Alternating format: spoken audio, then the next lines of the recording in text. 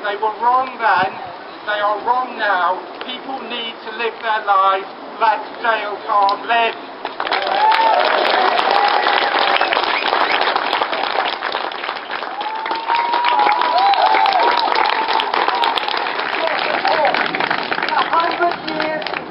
Never had so many friends with us.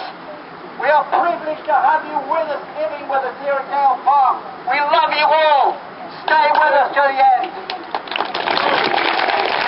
Right now, there are demonstrations in the Czech Republic against Roma people. The Nazi organisation, the Workers' Social Justice Party, are demonstrating against Romani in the Czech Republic. I believe that even at short notice, there are a number of trade unionists that come from our trade councils across the region and who have a... But my last word is this: if we don't stop these kind of attacks, it endorses racism, it endorses the EDL, it endorses the BNP, it endorses all these rotten politics. And so we've got to send a message also to David Cameron.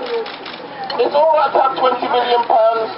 We don't check what's going down on in his farm in terms of that. So I think it's a clear case of first-class racism in the 21st century, and this government should be ashamed of what they're doing to the Gypsy family accommodation in the 21st century. They're depriving children of education, they're depriving us of a way of life, they're depriving our sick people of a doctor or a surgery, they're depriving us of sanitation, and they should be ashamed of themselves in the 21st century in Great Britain. It would violate the human rights of the residents who live here, and we call on them to, and our message is simple: we stand strongly in support of the human rights of the people who live here, and we believe the eviction should be stopped. Today, it's not a broken Britain we've got a broken government. Our prisons are full. As everyone else has said as well, we won't let them win. We'll defend our farm together. We'll close down the detention centres, whether they're housing children or women or anyone. And we'll stand together. Discriminate against a community who have been consistently marginalised over hundreds of years.